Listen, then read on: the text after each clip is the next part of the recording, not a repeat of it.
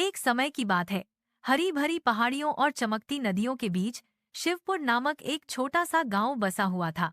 लोग साधारण जीवन जीते थे। हर सुबह सूरज पहाड़ों के पीछे से उगता था तो गांव सुनहरी रोशनी में नहा उठता था।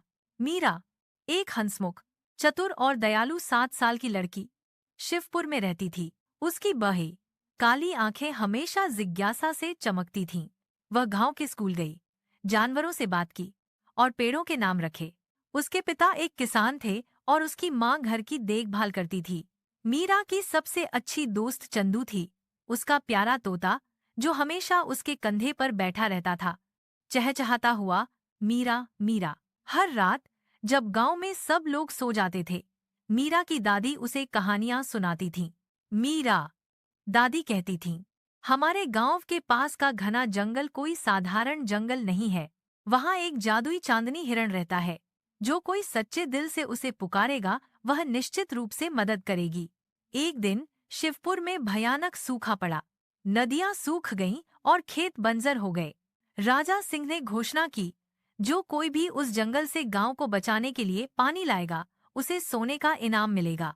हर किसी ने कोशिश की, लेकिन जैसे ही उन्होंने जंगल में कदम रखा, रास्ता गायब हो गया।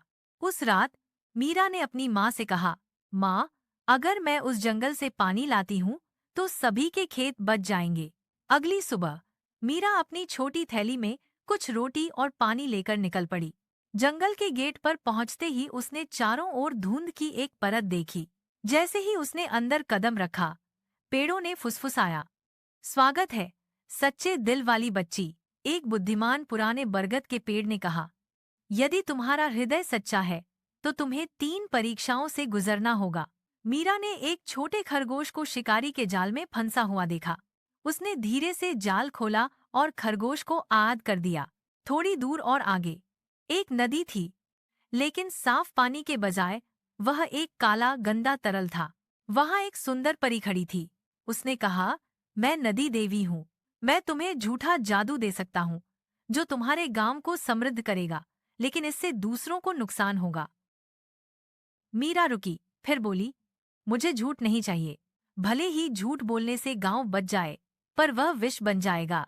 मुझे असली पानी चाहिए। देवी मुस्कुराई, तुम सच्चे हो बच्चे।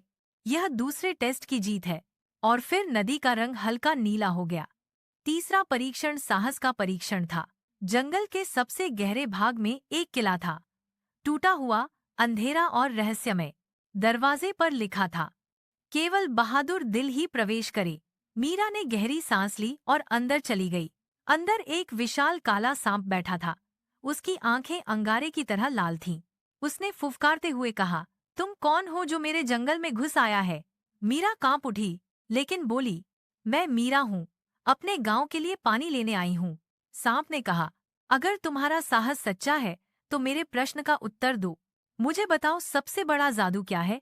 मीरा ने सोचा, फिर कहा, सबसे बड़ा जादू अच्छाई है।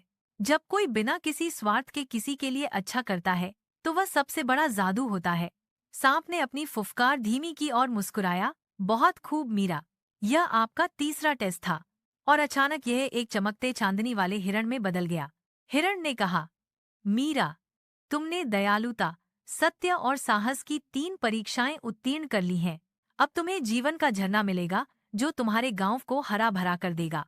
उसने अपने खुरों से जमीन पर प्रहार किया। एक नीला झरना फूट पड़ा, जिसकी बूंदें मोतियों की तरह चमक रही थीं। मीरा ने अपना छोटा घड़ा पानी से भर लिया।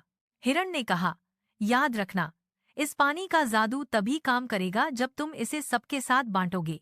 मीरा ने सिर झुकाकर कहा, धन्यवाद चांदनी हिरण माता। जब मीरा गांव लौटी तो हर कोई हैरान था। किसी को विश्वास नहीं था कि वह उस जंगल से लौट आई है। वह सीधे राजा सिंह के पास गई और बोली, महाराज, यह चंद्रप्रकाश झरने का पानी है।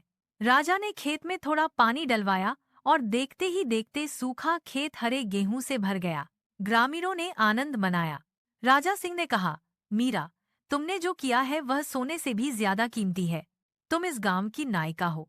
गांव में फिर से हंसी लौट आई। पक्षी गाने लगे और बच्चों की हंसी गूंज उठी। मीरा हर दिन अपनी दादी से कहती, दादी, आप सही थीं, सच्चाई और अच्छाई सबसे बड़ा जादू है।